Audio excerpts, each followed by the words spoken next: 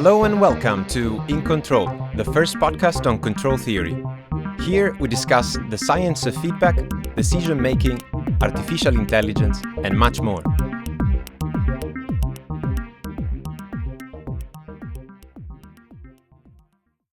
I'm your host, Alberto Padoan, live from our recording studio in Vancouver. Quick thanks to our sponsor, the National Centre of Competence in Research on Dependable, Ubiquitous Automation. Our guests today are Charlotta Johnson from Lund University, Eva Westin from Lund University, and Margaret Bauer from Hamburg University of Applied Sciences. As mentioned, today is a bit of a new thing in many ways. First of all, it's the first time that we have more than one guest, I believe. Second, the theme of today is quite special. So today is about restoring continuity in a certain sense. So systems and control have always had a lineage. Part of that lineage has been sometimes invisible. And so today we're going to try to do justice to this lineage, talking about essentially female influencers in our field. We're going to base our conversation on basically an initiative that has been launched at Lund University, Female Pioneers in Automatic Control, for which there are also a couple of publications that we'll point you towards during the episode. Maybe we can start, I don't know who wants to start, to do a round robin of who you are, what's your background, and why was this initiative born, and how did it happen? Well, Charlotta here.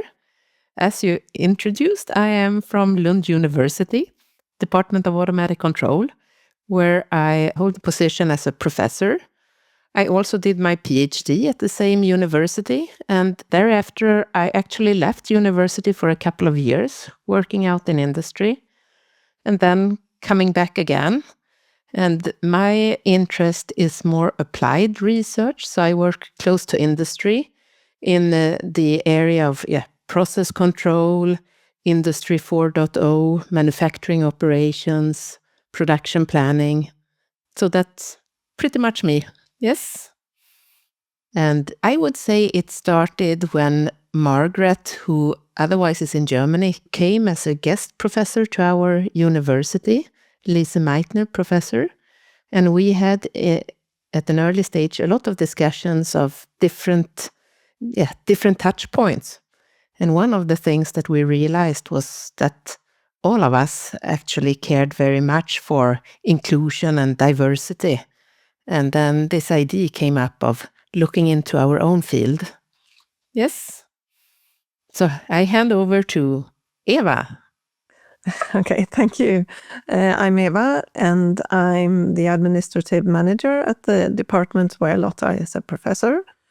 And my background is in humanities, so I come from a completely different field. But I must admit that having worked with control engineers for a very long time now, I think control is a fascinating subject, and I think it's also interesting that it appears everywhere in all technical gadgets that we have around us. So what I do in everyday life is trying to support the research in as good a way as we can.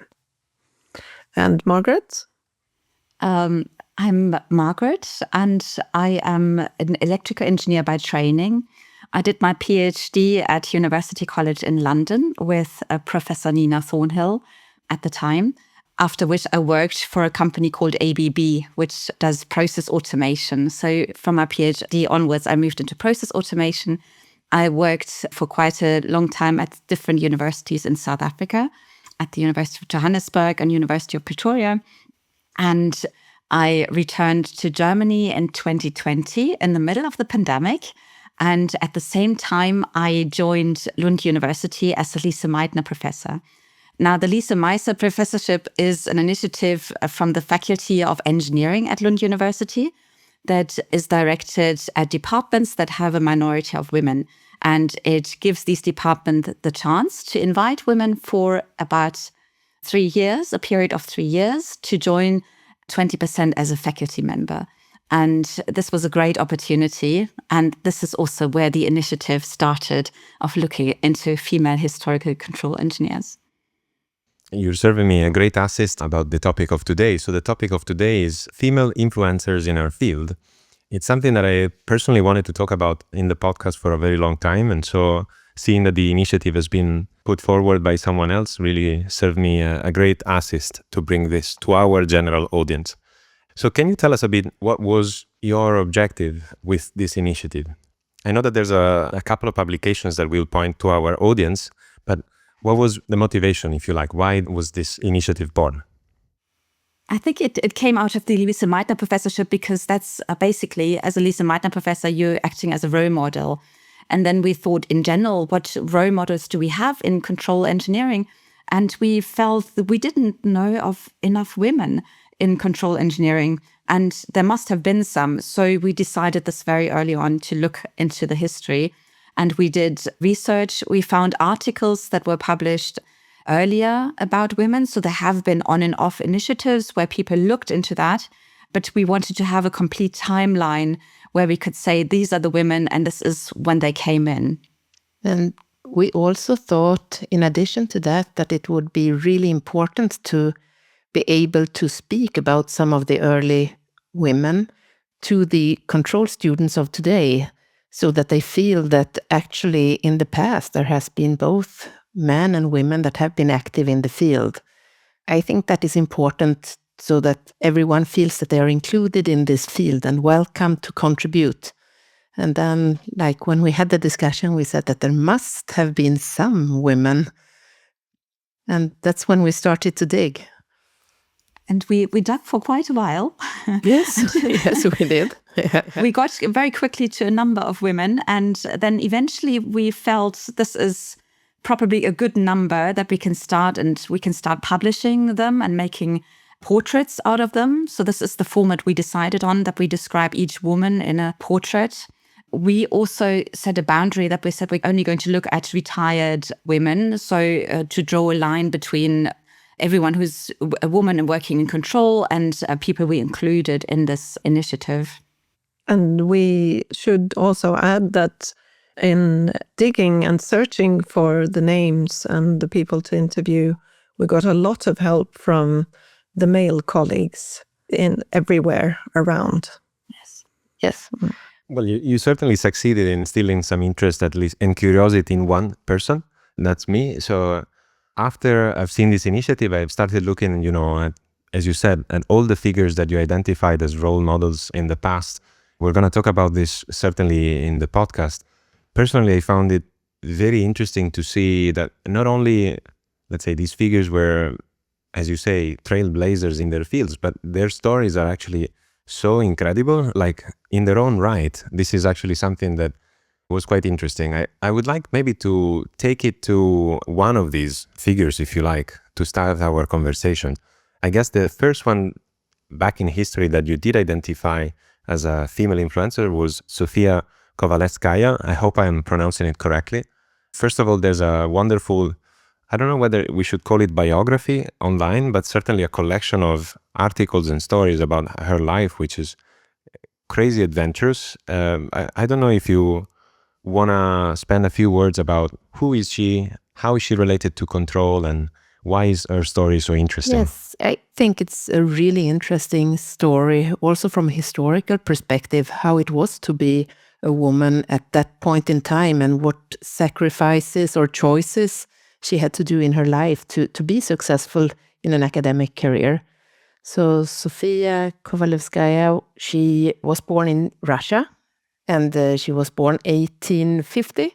And she, at that very early age, realized that she loved mathematics, and she was also encouraged by her parents to do that. But when she grew a little bit older, she realized that the universities were not open to females in Russia. So she realized that if she wanted to pursue that career, she had to leave the country. And she couldn't do that by herself either, actually, because women were not allowed to travel by themselves. So she went with her brother to Germany. And she was at a few different places in Germany. One of the early places was University of Heidelberg, where she worked for Karl Weierstrass. He couldn't allow her into the university either, but he could tutor her outside of the university. And she was a great student at that time. And under his supervision, she actually also accomplished a lot of what she's famous for. For example, the Cauchy-Kovalevskaya theorem, which is used in partial differential equations. So that work she did with him. And then for different reasons, she went on different places. She was in Paris for a while and different places in Germany. And then eventually she came to Sweden and Stockholm. And here she met Gösta Mittag Leffler, who was a Swedish mathematician. And Sofia worked for him for some time. And during that time, she also became professor. So she was a pioneer of becoming professor as a female. She had an adventurous life. She got married. She divorced. When she traveled back to Europe, she had to leave her child in Russia. She came to Sweden. She became this professor. She became sick in the end, pneumonia, when you cough a lot. And she died out of that at the age of 41. So she had a short life, but an intense life. On my side, it really felt like reading one of those Russian tragedies because, it's so fascinating. I just want to comment on a few things for our audience. So first of all, as you say, she was the first woman to earn a doctorate in mathematics, if I understand correctly. Yes, that is correct. And also the first woman professor, well, not only in Sweden, I believe, but probably worldwide. At least in the Western world. Okay. Yes, I wouldn't dare to say more. I was reading up that there were like 3 or 4 candidates, and then many of them withdrew. And so she, in the end, was selected to be a professor, even though, of course, at the level of the results she produced, she would have clearly deserved that position. Yes. And she was also a pioneer in becoming editor of scientific journals. So she was an editor of the Acta Mathematica, which is a well-renowned mathematical journal. To this date? Yes, to this date, exactly, yes. There's another anecdote that I found particularly interesting. Basically, the fact that on her walls, and when she was a kid, she had this papered calculus notes, basically, simply because paper was over. So they had to use essentially something to cover the walls in her house. And so they ended up apparently using her uncle's lectures in calculus. Yeah. And so she was seeing these numbers and, formulas and integrals and all of that. And she was dreaming about what would they mean. And it looked like this was the fabric of the universe, the fabric of reality to her.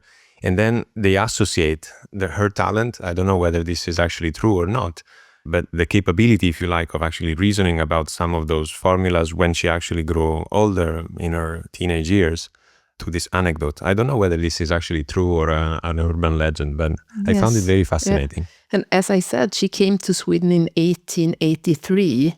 And if we look into the history of Sweden, and academia has been around for quite a while. Our oldest university is from 1470-something, Uppsala, and Lund, where we are. Lund University is from 1666. But it wasn't until 1873 that the universities in Sweden allowed women to be at the universities and take part of education. Actually, women that were interested in science at that time were thought of as crazy, and this is too hard for women. So that was the time frame and the conditions that she worked under. And that, of course, has changed a lot. And someone has to be the first one to enter that field. And she was definitely one of the very, very first ones.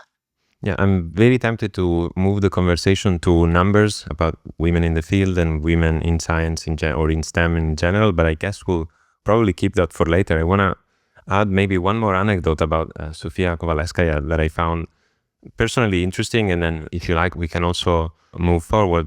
I also read that she was not only interested in mathematics, but apparently she was also into literature as well and writing essays, and she wrote a partially autobiographical novel called The Nihilist Girl, apparently. I forget where that was published, but I found quite interesting apparently that her lectures were interrupted. So sometimes she would prove some crazy difficult formulas, and then she moved on to discussing Russian literature and then philosophy and all of that, just to give a sense of the scope of this human being somehow. Yeah, she was really fascinating, I think.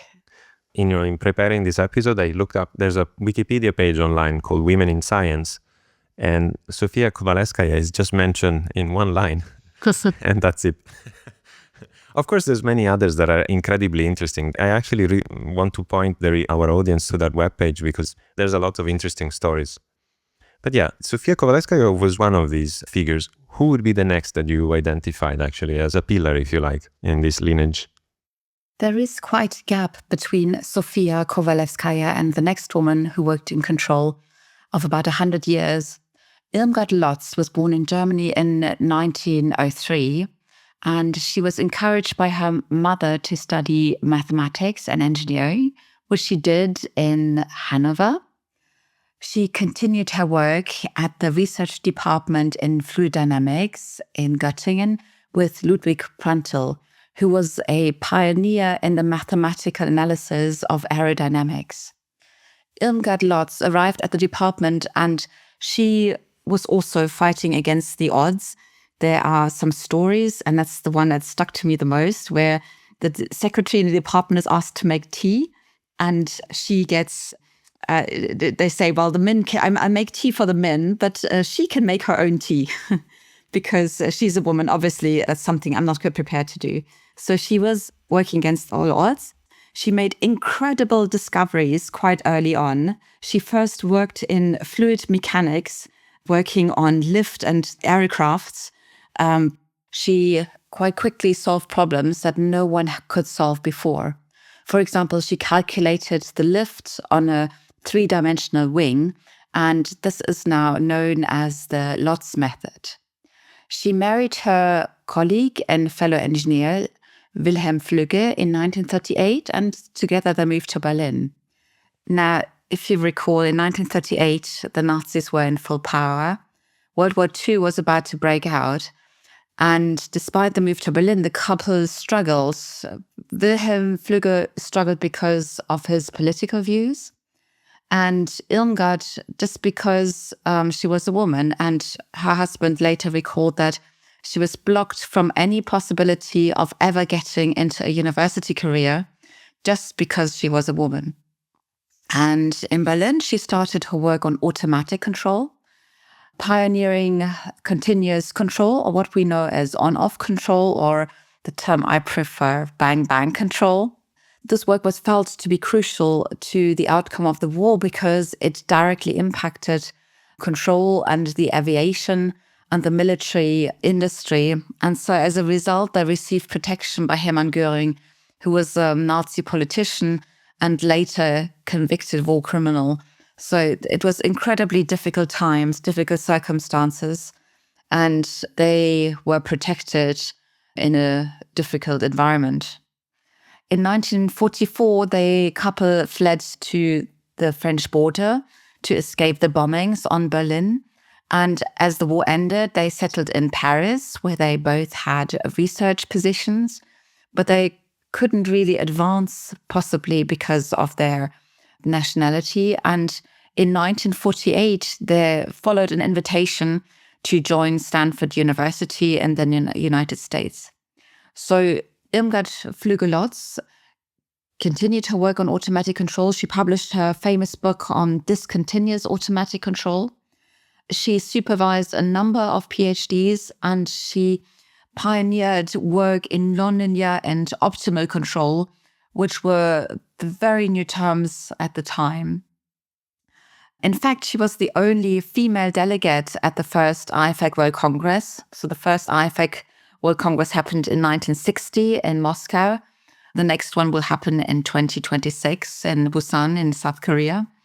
And she was the only woman. In fact, Karl-Johann Ostrom, who's at the Department of Automatic Control in Lund, he recalls meeting Irmgard Flügge-Lotz, not then, but at later times. And she said she made an incredible impact on her because she was such a strong personality.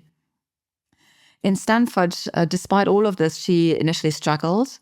She was only appointed as a lecturer when she arrived in 1948. And that was because of a policy that precluded both husband and wife, if they were a married couple, to become full professors. So only her husband did, and she was appointed lecturer.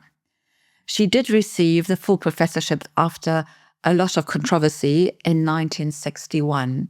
And she is well known in the American control and engineering area, but not in, for example, Germany, where she's originally from and did many of her contributions. Amazing. Yeah, just want to say that even this story, just like Sofya Kovalevskaya, is really unbelievable in the sense that it could be a movie. It could be really something that you see on television, and you wouldn't be surprised to see such an adventurous life. Actually, I noted down one of her quotes. I don't know whether it's true or just attributed, but she's apparently alleged to have said, "I wanted a life which would never be boring, a life in which new things would always occur." And then I didn't understand whether, I've seen other quotations of this quote where they also add to this, even if at the cost of not getting married. Now, I don't know whether the last part is true or not, because in some publications it's actually cut. So it might be that it's an editing thing. But she certainly lived up to this quotation. Absolutely. She did get married, but she definitely did not have a boring life. And she forged herself. Actually, we spoke to Karl-Johan Ostrom in the department. He said he met her, I don't know if it was at this first IFAC World Congress, but he did meet her. And he told us that she left a great impression on him. She was a formidable woman and very powerful. Apparently, she never lost her German accent. So she and her husband they were living in California in the US, but they had this very strong German accent. But she was an absolutely unbelievable personality.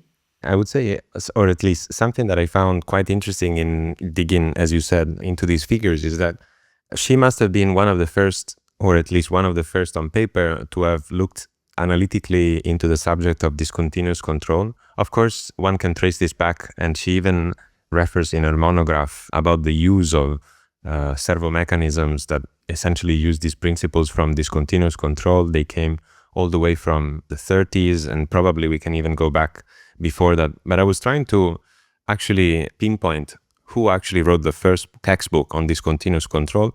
I did not succeed, but something that is typically referenced to in our field is the so-called Clegg integrator. That's a paper written by another American, an American person in 1958 about essentially using this continuous control in the context of electronics, while Irmgard Lotz was more concerned with mechanical systems.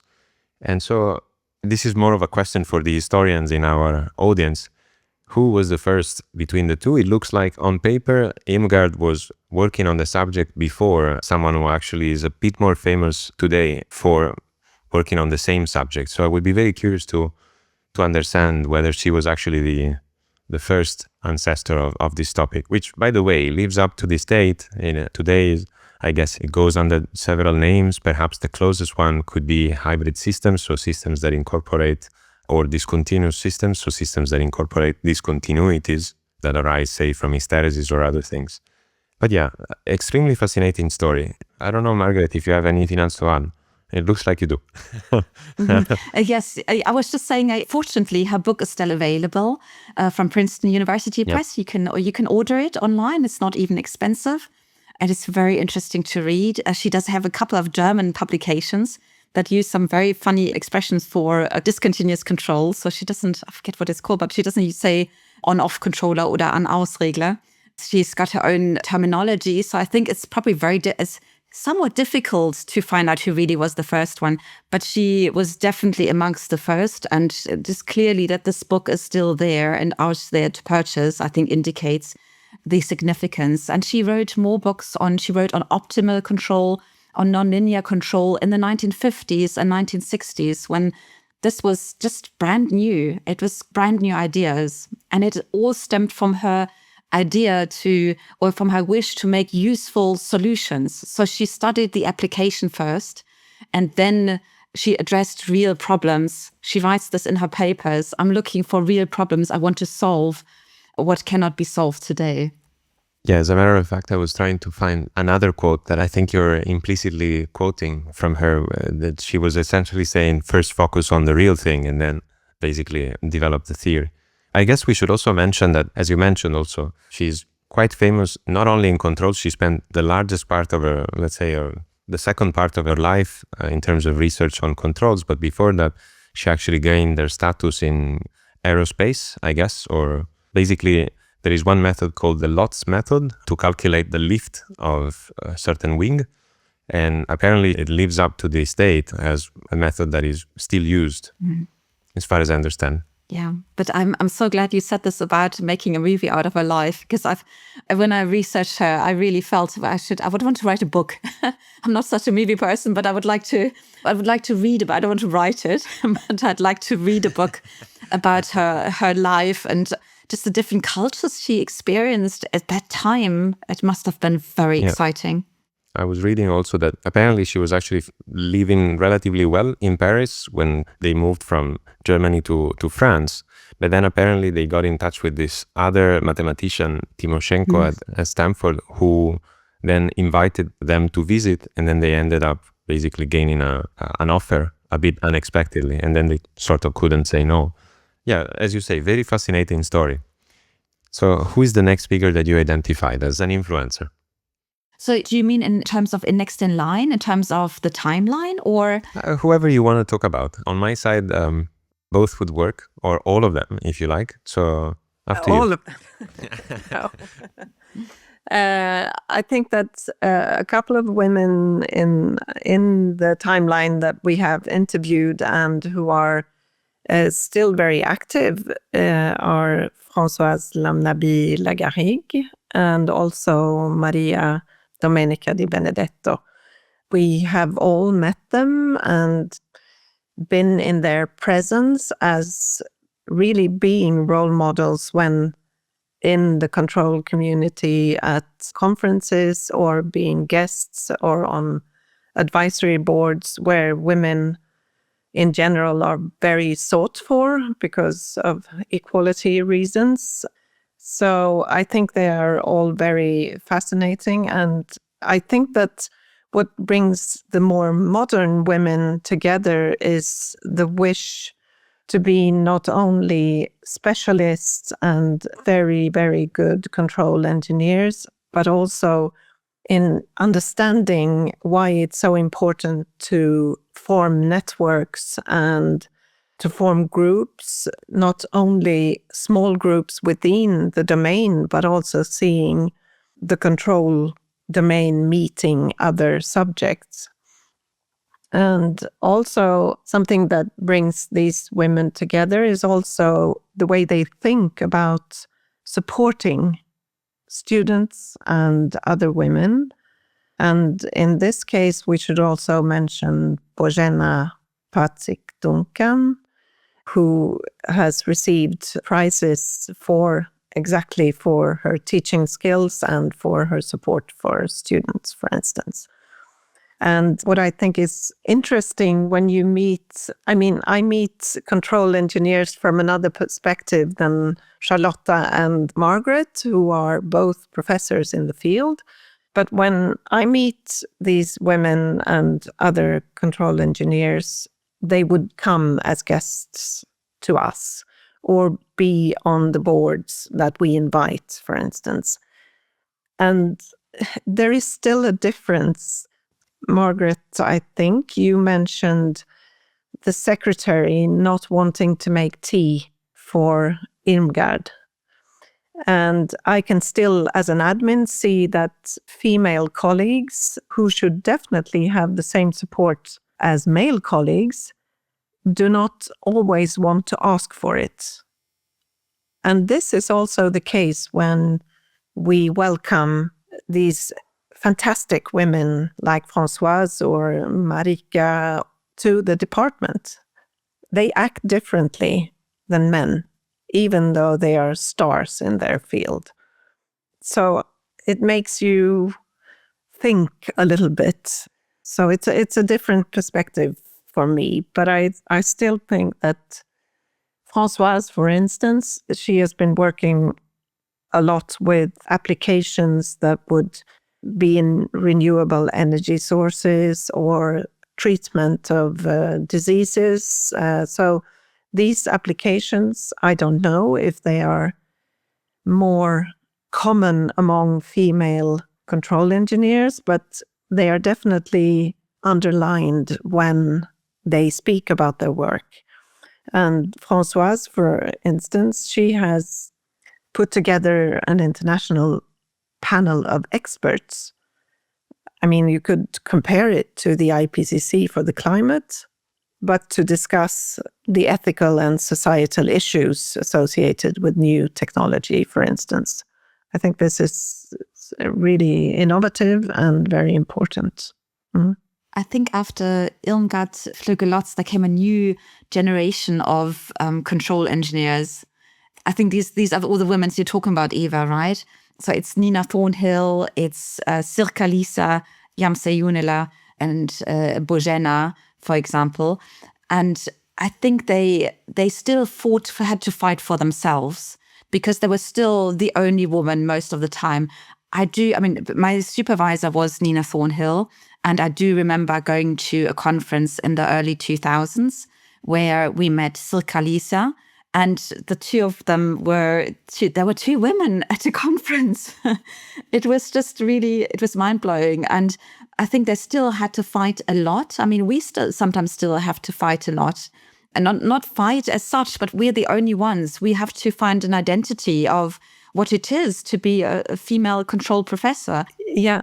And I remember during the interview with Marika, she said that when she first became a student and she had to go into the lecture hall, she brought a friend to take her into the lecture hall because she was the only woman there. Wow. Yeah.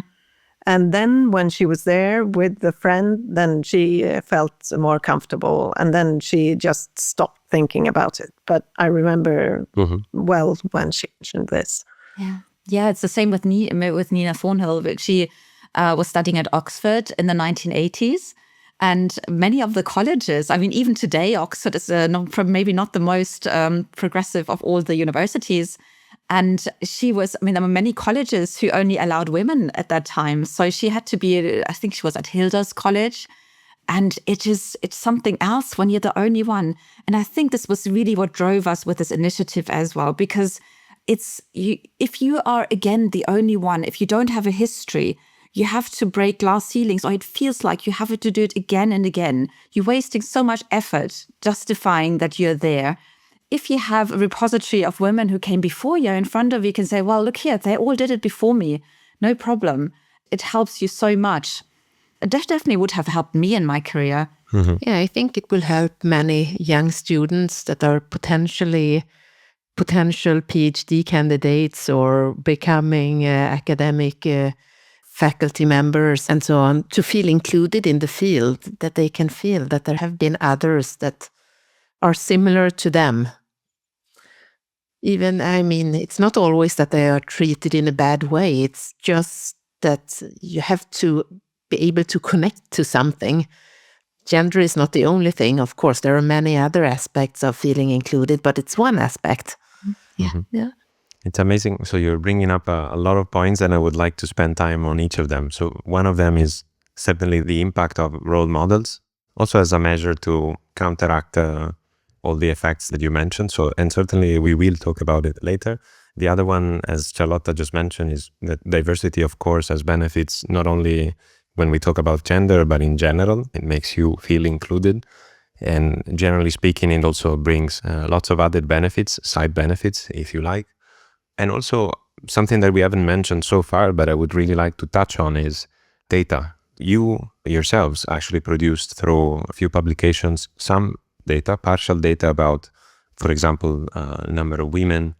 Something that stuck with me is the number of IFAC fellows over time, but also you have some records about, I believe, PhD students at the University of Lund.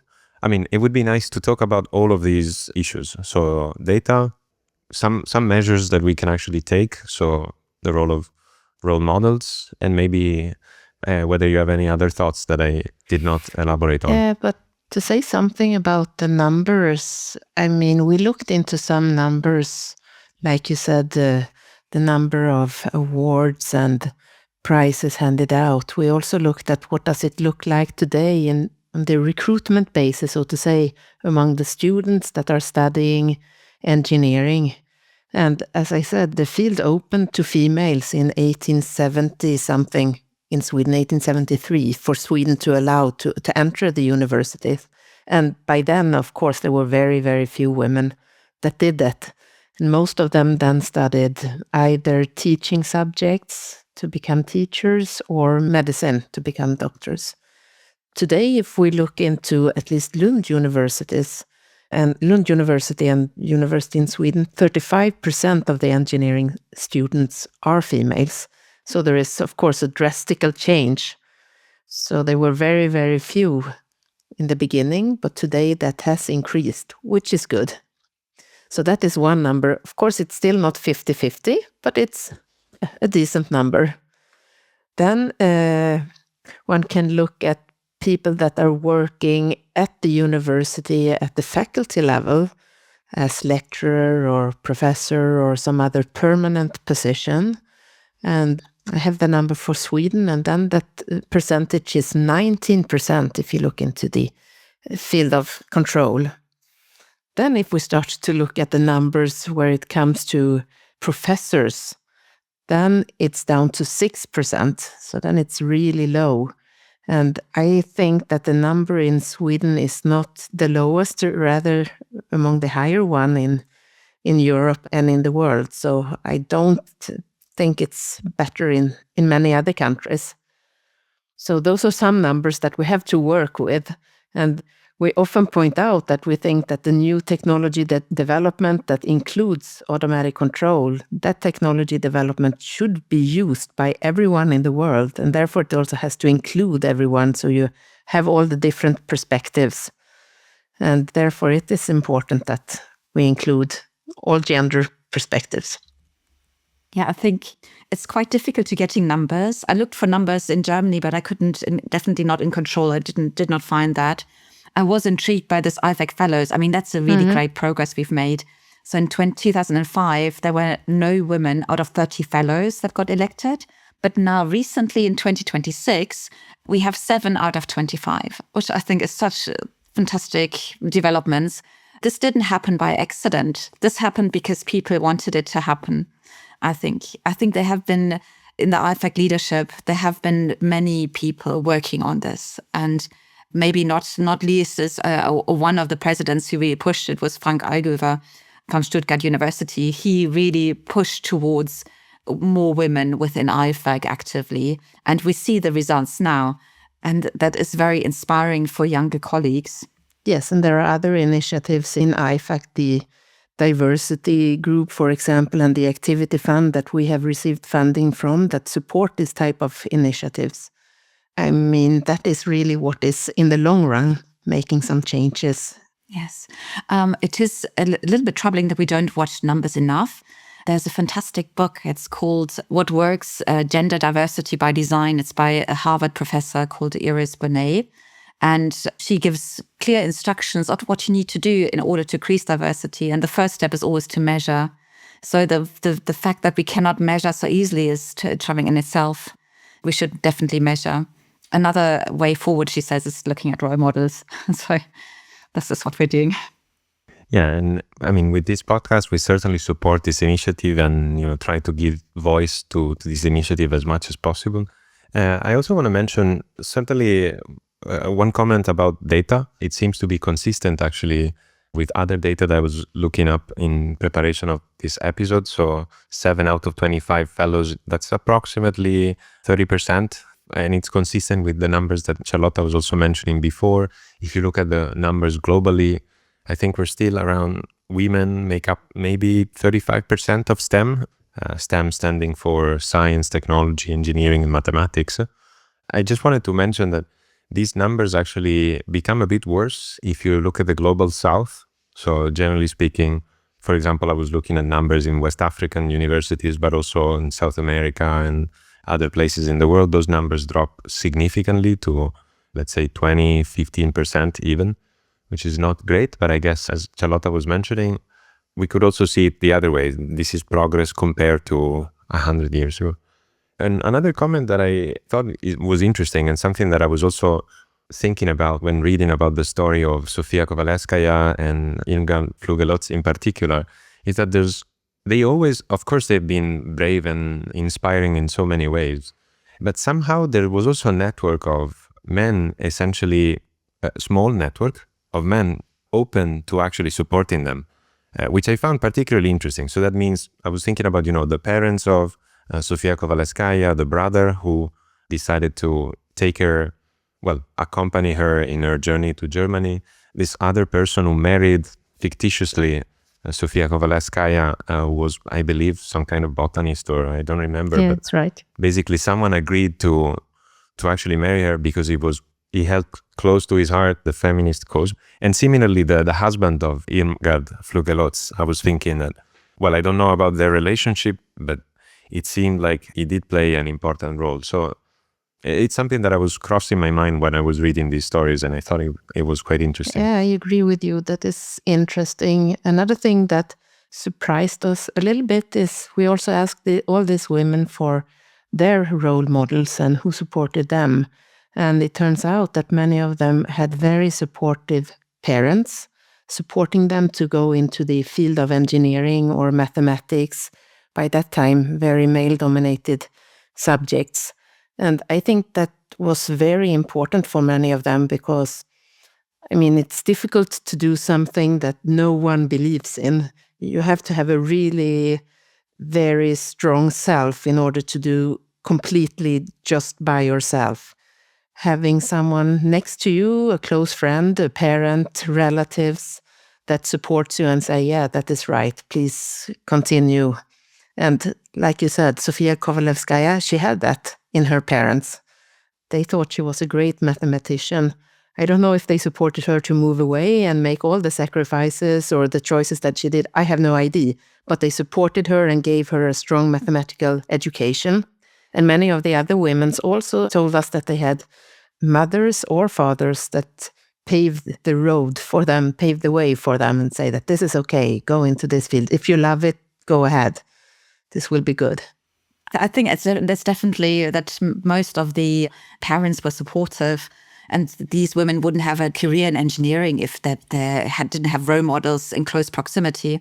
But at the same time, it's also important if we're looking at departments today in control and departments in engineering faculties. If you don't have women in your department, it's not. If you don't start somewhere, you're not going to change it. So you have to be aware that if you don't have a woman in your department, it's not very likely going to have one in the future. You really have to make an effort. You have to proactively look for them to begin with to attract the best students, because once you have them, you attract more. So it's almost a magnet. If you don't have any, you're not going to get one in the future. So you have to make a start, and you have to do this proactively. And many people have done that. It's the unsung heroes. They're fantastic colleagues in our community who are aware of this and who are supporting. And those who don't do it, maybe they should, just think about it. If their environment they work in is really inclusive. It's always easy to blame the numbers and say that there are so few that you can recruit from. But you can turn it around and say that if there are few, then you actually have to go and look more direct, not only have an ad that is out for a position. And you could also speak with people, encourage them to apply for that position. Just like Margaret says, you have to work proactively to make changes. This is serving me a great asset to discuss basically what can we do? What can a single individual do if he or she or whoever is listening to this podcast? What can they do, basically? I think it's really important. I'm often part of the recruiting process for PhD students and for faculty. And I think it's very important that in the recruitment process, the groups that meet the candidates is also diverse. So you see that there is diversity at the department, for instance, or at the university. But this also means that you use women a lot and female PhD students. And also at other levels of recruitment, you tend to use the same people for everything, which I think is a problem also. I've heard our female PhD students say that they were hesitant to apply for a position at the control department or at many engineering departments because they know there are very few women. But when they came and saw that everyone was there and there were a few females, then they were much more positive. So I think this also plays a role. Yeah, I think appointment committees are a great opportunity because this is when you make changes for a long time. I've been serving on different or appointment committees in different countries. And I'm always surprised that very few candidates actually have anything on diversity inclusion. They sometimes have to provide a perfunctory statement, which is obviously just taken from somewhere, but not really thought through. And yet it's so easy. So if you're a young researcher and you want to forge a career in automatic control, there are so many possibilities out there. There's the IEEE Control System Society Outreach Fund. There's the IFAC Activity Fund that we've mentioned before. And you can just start your own initiative. This would be great for your CV also. It'd be in your own interest to do something, to include minorities and to open up the community. It will pay back. I don't think people understand this enough, that the appointment committees look for these initiatives, and it's a huge asset. Yes, and then other things that can be done, if we discuss what can be done, if you're a lecturer in the field of automatic control, I mean, I'm sure you are speaking about some people that made great contributions to the field of automatic control, like Karlman, Ljapunov, Bode, Nyquist. But you could maybe also mention one of these women's, for example, Irmgard Lotz with the on-off controller. Why not mention that she existed? Only by doing that, you actually show that there are a lot of different people that are involved and have been involved in this field. I don't think that by itself will tip someone to completely change someone's mind, but a lot of small contributions actually helps to change the field. I think it's also very important to think of, if we manage to have young women in academia as PhD students and postdocs, then it's also a problem in many places to keep them, to make them stay in academia and make a career. And the steps in between postdoc to lecturer to professor, this is something we struggle with at Lund University and many other places, I think. To be appointed professor, many women seem to skip that step. They don't have the time, they don't have the support. I don't know what it is, but the numbers just fall from PhD and postdoc level. I think it's got to do with family life that is difficult if you are a parent. And this doesn't only apply to women. It used to predominantly apply to women because they were the main carers. But today we have parental leave for both parents, for the fathers and the mothers. And it's very, very hard to juggle everything, to juggle your career, juggle your family, juggle all other commitments that you might have. You might be a carer, you might have other obligations. And to juggle all of this and an academic career is very hard. In an academic career, you can always do more. There's always more you can do. You can write another paper, you can be part of another committee, you can be part of another initiative. And it's very, very hard to juggle and to balance. And I think for women, it can be at certain stages in their lives, it can be tempting to drop out. And I think it's important to catch them before they fall out. A male colleague gave me his book that he signed for me, and he wrote in it, "Stay in control," which I thought was so nice. It was at the stage when I had small children. And he just wrote the "stay in control."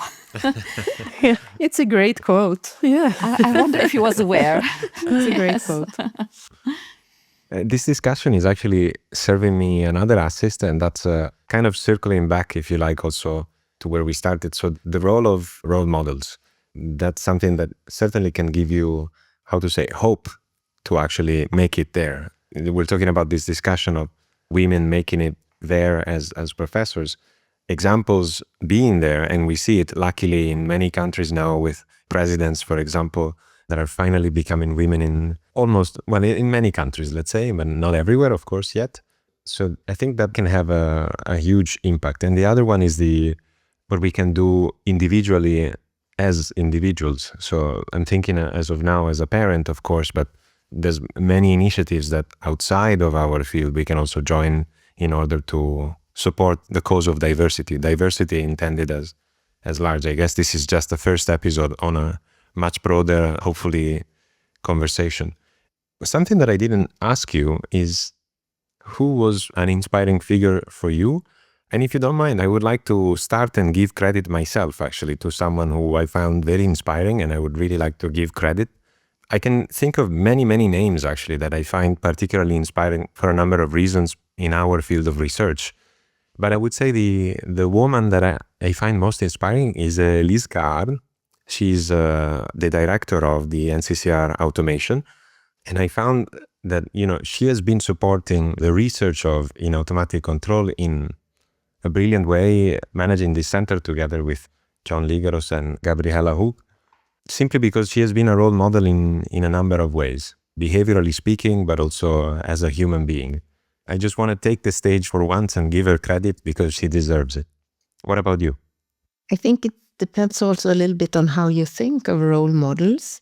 So when I think for myself and I look in retrospect, looking back to, were there actually meetings with some people that in some way influenced my life? Maybe I didn't understand it by then, but I can see it now that certain things happened and that actually contributed in some way to the choices you made in your life.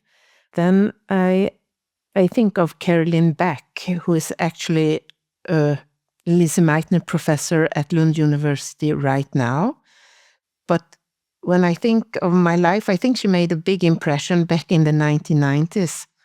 She came as a postdoc to our department, and I was a PhD candidate or PhD student, and there were no other females at the department. And just by meeting her, and she was like ahead of me in her academic career, she just left a mark that this was a field that you could be in as a female. It's fun to work. There is so much to do. So I think she opened that door for me to think of maybe this is a career way or career path for you as well. I didn't see it back then, but when I think in retrospect, I think that was actually really important. This is huge. Yeah, so I haven't had her as a poster on my wall, but maybe I should put it up now. But you think in retrospect, also Sirka Lisa, as we have one of these females that we have highlighted because she now is an emerita. She also left an impression. She was part of some of my research projects after my PhD studies and starting as in my academic career. And I mean, she was also way ahead of me, and she was working in the process control field that I also was interested in. And she was on committees, and she always left the impression that this is a good choice. There's so much fun to be done in this area. And then there are many others that contributed with a lot, many people at the department and elsewhere in the world, and also outside of the professional life. I mean, people have certain traits that you like a lot, and yes. So I must say that both Charlotta and Margaret are real role models for me, for being so extremely inclusive and open-minded to working not only with control engineers, but other people, and thinking in different ways and just lifting stones and turning them around to see new perspectives. I think that's fascinating. But I must also say that Carl-Johan Åström is one of my true role models for being always so curious and always seeing people for much more than their formal role or profession. So something that I try to keep in mind is when I meet new people and they have been introduced in one way to me, I know that if I just scratch a little more, there is so much more to this person, and this can be used, and it's for the benefit of everyone. to be able to show more aspects of yourself. And I think that's something that Carl-Johan has brought to this department, and that makes it so open-minded in many ways. And the discussion is open and very free. I think that's amazing. And you know that Charlotta was the first woman in Sweden to be appointed professor in control. I did not know that. No, but she is. Yes, but I think, as Charlotta said before, I think it's more in hindsight that you actually can identify who were your role models or the ones that made a change in your life.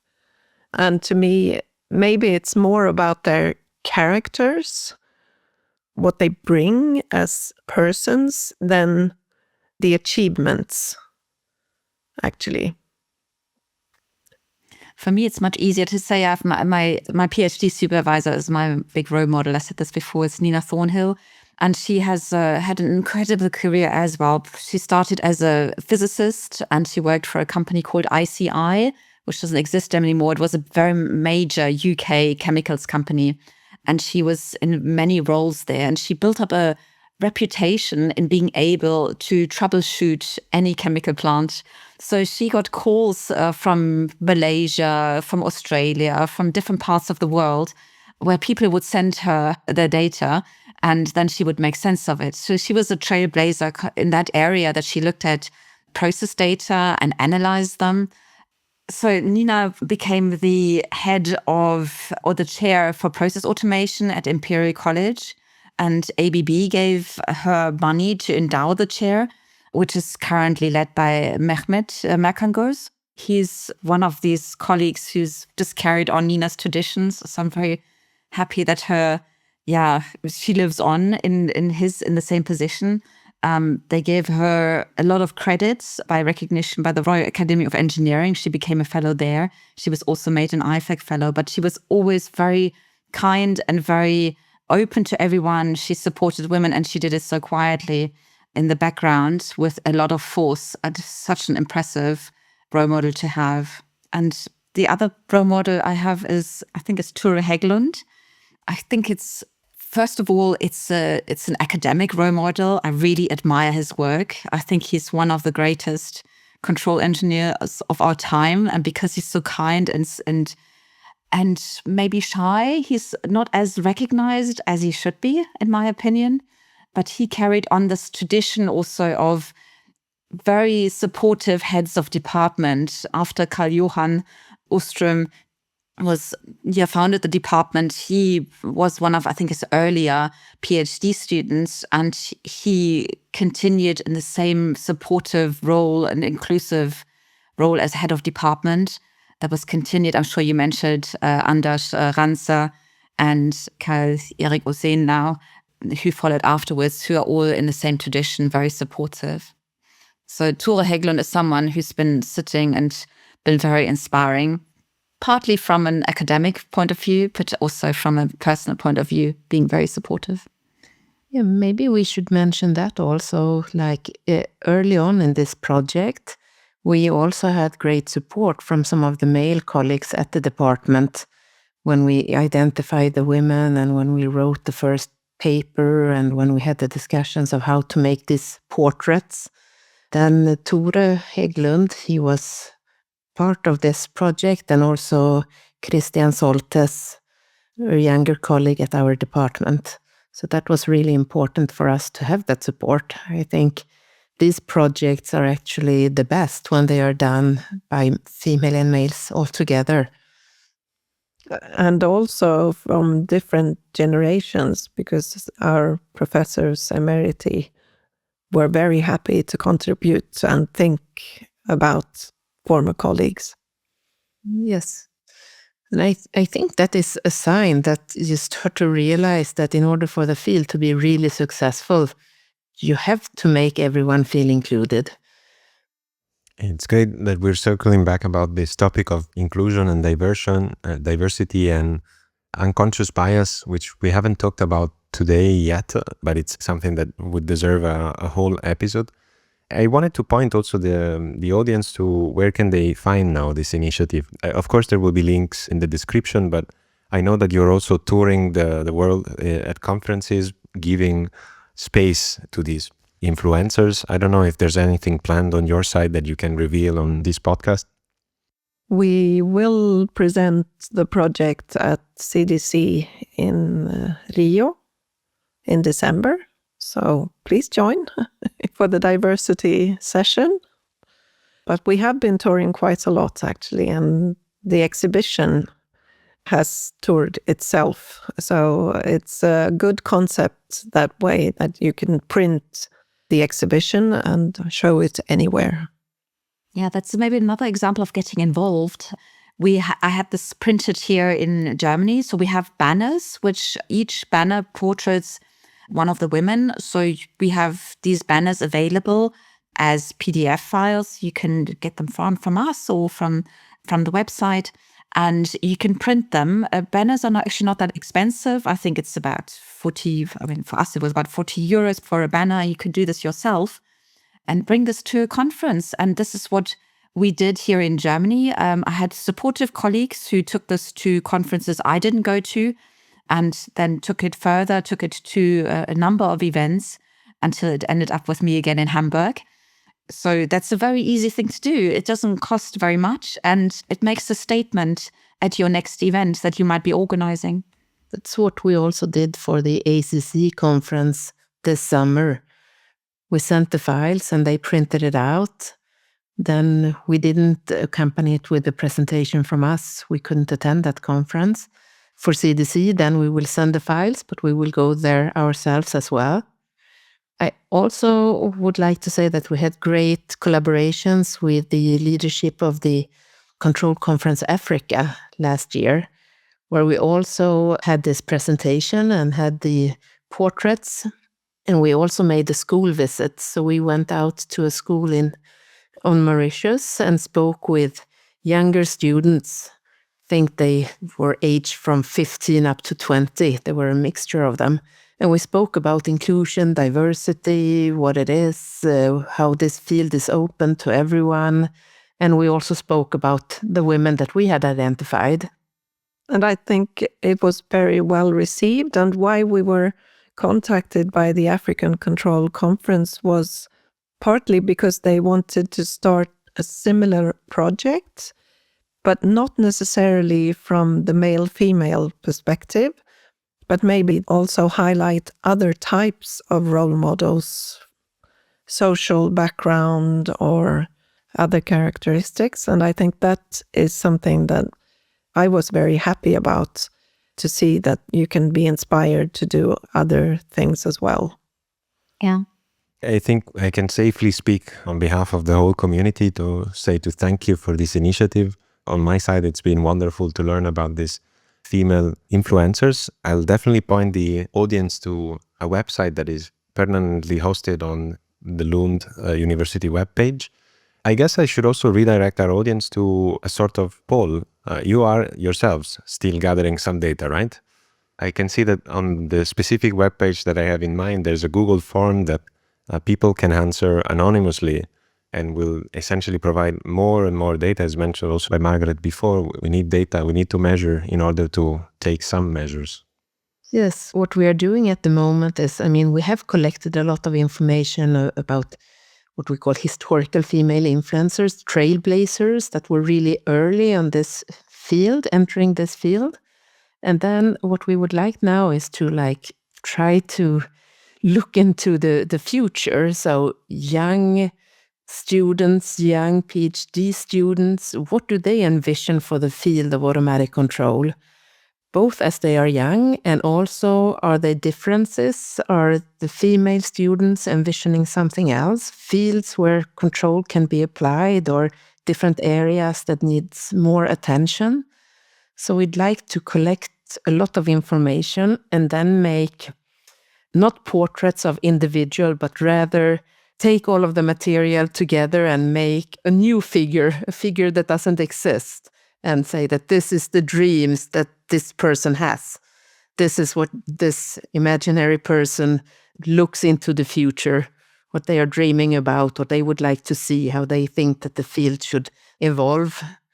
So for everyone that would like to fill out that poll, we would be really happy. And we call that the future influencers in automatic control. Well, thank you so much for the discussion that we have had today. I hope it inspires some people and opens actually a conversation that I hope will be ongoing. This should hopefully not be just a one-off episode about a single initiative, but something that the whole field should be aware of in general. So the topic of diversity, inclusion, I still think they do matter quite a bit. Thank you for inviting us. Yeah, thank you so much. Thank you for dedicating an episode to this.